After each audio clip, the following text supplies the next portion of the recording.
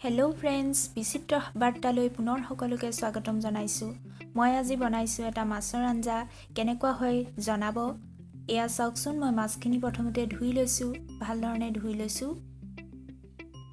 মাছৰ আঞ্জাত দিয়া মই সকলোখিনি সামগ্ৰী মই এনেদৰে কাটি লৈছোঁ। মই ইয়াত মূলা দিছোঁ, মূলা আৰু মূলাৰ পাত দিছোঁ, আলু দিছোঁ আৰু পিঁয়াজ, এয়া লগতে নহৰু আৰু আদা বটা।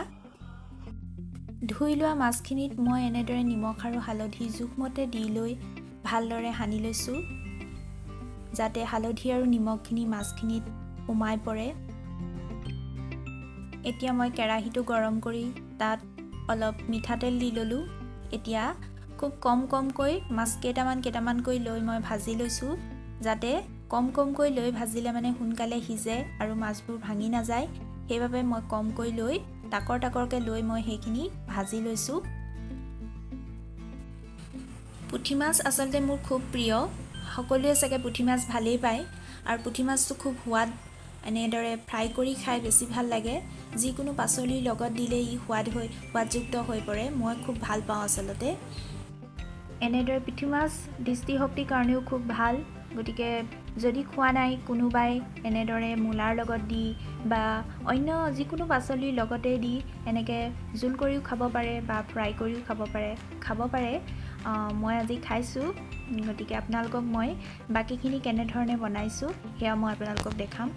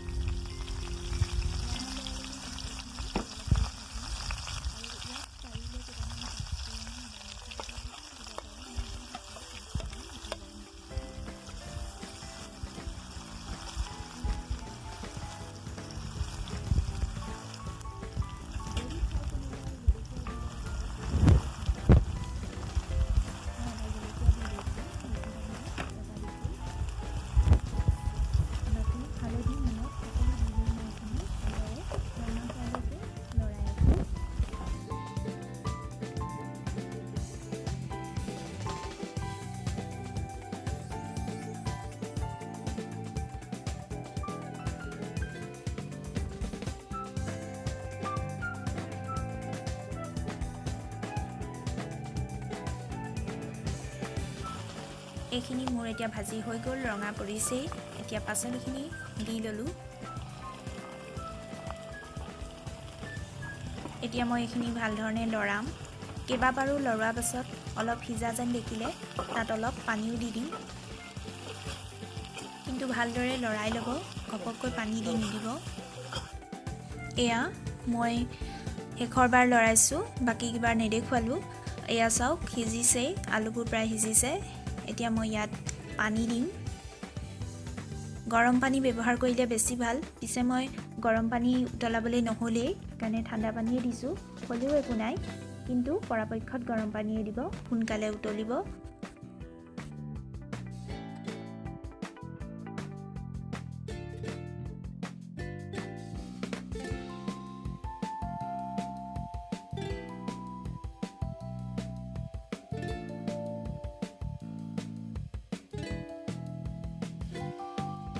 এয়া এবাৰ পানী দি আকৌ লৰাই দিছোঁ মই।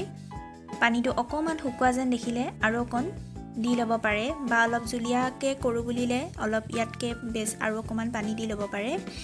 মানে মই ইয়াতকৈ অলপ জুলীয়া কৰিম বুলি ভাবিছোঁ, গতিকে মই ইয়াত আৰু অকণমান পানী, এবাৰ মই গৰম পানী দিছোঁ। যিহেতু মই উতলাই ল'লোঁ গৰম পানী, গতিকে মই আৰু অকণ গৰম পানী ইয়াৰ পৰা দি ল'লোঁ।